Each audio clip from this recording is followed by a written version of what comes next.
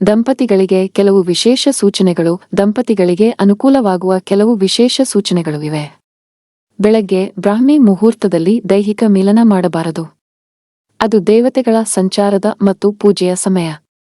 ಆದುದರಿಂದ ದಂಪತಿಗಳು ಆ ಸಮಯದಲ್ಲಿ ಒಂದುಗೂಡುವುದು ಒಳ್ಳೆಯದಲ್ಲ. ಸಾಯಂಕಾಲದ ವೇಳೆಯಲ್ಲೂ ದಂಪತಿಗಳು ಕೂಡುವುದು ಸೂಕ್ತವಲ್ಲ. ಹಾಗೆ ಮಾಡಿದರೆ ಕೆಟ್ಟ ಗುಣದ ಮಕ್ಕಳು ಜನಿಸುತ್ತಾರೆ ಎಂದು ಶಾಸ್ತ್ರಗಳಲ್ಲಿ ಹೇಳಲಾಗಿದೆ. ಗಂಡ ಮತ್ತು ಹೆಂಡತಿ ಮನೆಯ ನಡುವಿನ ಕೋಣೆಯಲ್ಲಿ ಸಂಭೋಗ ಮಾಡಬಾರದು. ಸಂಭೋಗದ ನಂತರ ಬಟ್ಟೆ ಇಲ್ಲದೆ ಮಲಗಬಾರದು. ಇದು ಅಶುಭವೆಂದು ಪರಿಗಣಿಸಲಾಗುತ್ತದೆ. ಹೆಂಡತಿಯು ಗಂಡನ ಮನೆಗೆ ಬಂದ ತಕ್ಷಣ ಸಮಸ್ಯೆಗಳನ್ನು ಹೇಳಲು ಪ್ರಾರಂಭಿಸಬಾರದು.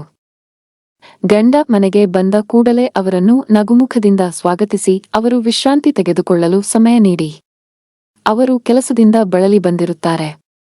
ಅವರಿಗೆ ಸ್ವಲ್ಪ ಸಮಯ ವಿಶ್ರಾಂತಿ ಸಿಕ್ಕರೆ ಅವರು ನಿಮ್ಮೊಂದಿಗೆ ಮಾತನಾಡಲು ಮತ್ತು ನಿಮ್ಮ ತೊಂದರೆಗಳನ್ನು ಕೇಳಲು ಸಿದ್ಧರಾಗುತ್ತಾರೆ. ಗಂಡನ ಜೊತೆ ಚೆನ್ನಾಗಿರುವುದು ದೊಡ್ಡ ವಿಷಯವಲ್ಲ. ಗಂಡ ಕಷ್ಟದಲ್ಲಿದ್ದಾಗ, ಅನಾರೋಗ್ಯದಲ್ಲಿ ಇದ್ದಾಗ ಅವನ ಜೊತೆ ಇರುವವಳೇ ನಿಜವಾದ ಹೆಂಡತಿ. ಕಷ್ಟದ ಸಮಯದಲ್ಲಿ ಜೊತೆಯಾಗಿ ನಿಲ್ಲುವವರೇ ನಿಜವಾದ ಸಂಗಾತಿ.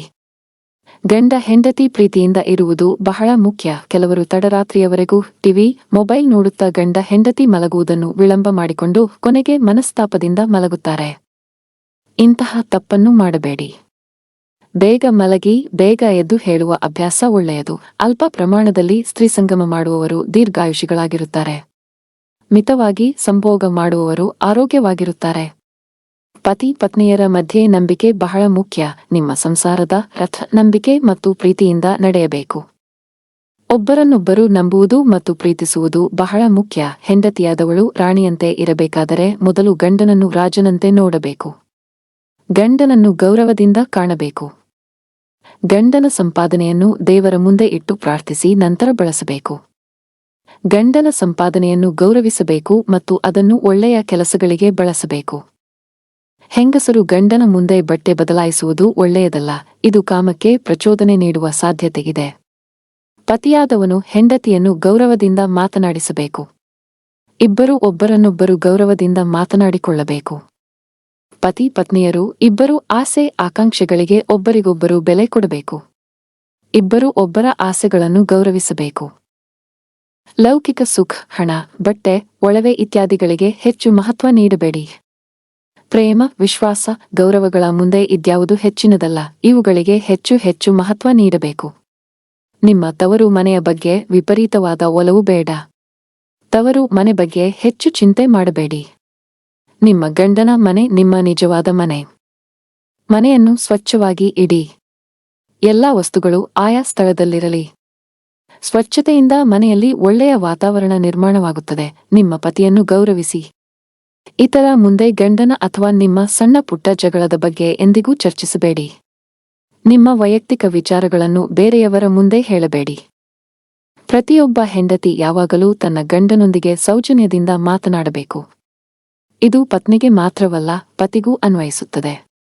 ಇಬ್ಬರು ಶಾಂತವಾಗಿ ಮತ್ತು ಗೌರವದಿಂದ ಮಾತನಾಡಬೇಕು. ಗಂಡ ತಪ್ಪು ಮಾಡಿದರೆ ಸರಿದಾರಿಗೆ ತರುವ ಬುದ್ಧಿವಂತಿಕೆ ಇರಬೇಕು. ಗಂಡ ತಪ್ಪು ಮಾಡಿದರೆ ಅವನನ್ನು ಪ್ರೀತಿಯಿಂದ ತಿದ್ದಿ. ತನ್ನ ಗಂಡನ ಮನೆಯವರನ್ನು, ಅತ್ತೆ ಮಾವನನ್ನು ಪ್ರೀತಿಯಿಂದ ನೋಡಿಕೊಳ್ಳಬೇಕು. ಇದು ಪತಿಗೂ ಕೂಡ ಅನ್ವಯಿಸುತ್ತದೆ. ಇಬ್ಬರು ಮನೆಯವರನ್ನು ಗೌರವದಿಂದ ನೋಡಿಕೊಳ್ಳಬೇಕು. ಪತ್ನಿಯಾದವಳು ಧರ್ಮ ಮಾರ್ಗವನ್ನು ಅನುಸರಿಸುವ ಮೂಲಕ ಗಂಡ ಮತ್ತು ಮಕ್ಕಳನ್ನು ನೋಡಿಕೊಳ್ಳಬೇಕು. ಪತಿಯು ಅವರ ವ್ಯಾಪಾರ, ಉದ್ಯೋಗ, ಕಾರ್ಯಕ್ಷೇತ್ರದ ವಿಷಯಗಳನ್ನು ಆದಷ್ಟು ಮನೆಯಿಂದ ದೂರವಿಡಿ. ಗಂಡನ ಕೆಲಸದ ಬಗ್ಗೆ ಮನೆಯಲ್ಲಿ ಹೆಚ್ಚು ಚರ್ಚೆ ಮಾಡಬೇಡಿ. ಅವರಿಗೆ ವಿಶ್ರಾಂತಿ ಸಿಗುವಂತೆ ಮಾಡಿ. ಪತಿಯಾದವರು ಮನೆಯ ಕೆಲಸವು ನಿಮ್ಮ ಜವಾಬ್ದಾರಿ ಕೂಡ ಎಂಬುದನ್ನು ಮರೆಯಬೇಡಿ. ಮನೆಯ ಕೆಲಸದಲ್ಲಿ ಹೆಂಡತಿಗೆ ಸಹಾಯ ಮಾಡಿ. ಗಂಡ ಹೆಂಡತಿಯ ಮಧ್ಯದಲ್ಲಿ ಮೂರನೆಯ ವ್ಯಕ್ತಿ ಇರಬಾರದು. ಅದು ಮತ್ತಷ್ಟು ಜಗಳಗಳನ್ನು ಹೆಚ್ಚಿಸುತ್ತದೆ. ಇಬ್ಬರಲ್ಲೂ ಅಹಂ ಇರಬಾರದು. ಬಿಡುವಿನ ಸಮಯದಲ್ಲಿ ಪುಸ್ತಕಗಳನ್ನು ಓದಿ. ಹೊಸ ಹೊಸ ಅಡುಗೆ ವಿಧಾನಗಳನ್ನು ಪ್ರಯತ್ನಿಸಿ. ಉಪಯೋಗವಾಗುವಂತಹ ಹೊಸ ವಿಷಯಗಳನ್ನು ಕಲಿಯಿರಿ. ಹಣವನ್ನು ಸ್ವಲ್ಪ ಯೋಚಿಸಿ ಖರ್ಚು ಮಾಡಿ. ಹಣವನ್ನು ಉಳಿತಾಯ ಮಾಡುವುದು ಒಳ್ಳೆಯದು. ರಾತ್ರಿ ವೇಳೆಯಲ್ಲಿ ನಿಮ್ಮ ಮಕ್ಕಳನ್ನು ಖಾಲಿ ಹೊಟ್ಟೆಯಲ್ಲಿ ಮಲಗಿಸಬೇಡಿ. ಸಾಧ್ಯವಾದರೆ 2 ಹಣ್ಣುಗಳನ್ನಾದರೂ ತಿನ್ನಿಸಿ. ರಾತ್ರಿ ವೇಳೆ ಹಾಸಿಗೆಯಲ್ಲಿ ಮಲಗುವ ಮುನ್ನ ಕೈ, ಕಾಲು, ಮುಖವನ್ನು ತೊಳೆದುಕೊಂಡು ಮಲಗಿ. ಏಕೆಂದರೆ ಯಾವುದೇ ನಕಾರಾತ್ಮಕ ಅಂಶಗಳು ಮೊದಲು ಸ್ಪರ್ಶಿಸುವುದು ನಿಮ್ಮ ಕಾಲುಗಳನ್ನು. ಅದಕ್ಕಾಗಿ ಹೀಗೆ ಮಾಡುವುದರಿಂದ ನಕಾರಾತ್ಮಕ ಅಂಶಗಳು ದೂರವಾಗಿ ನಿದ್ರೆಯು ತಂಪಾಗಿ ಬರುತ್ತದೆ. ಕುಟುಂಬದ ಜೊತೆ ನಿಮ್ಮ ಅಮೂಲ್ಯವಾದ ಸಮಯವನ್ನು ಕಳೆಯಿರಿ.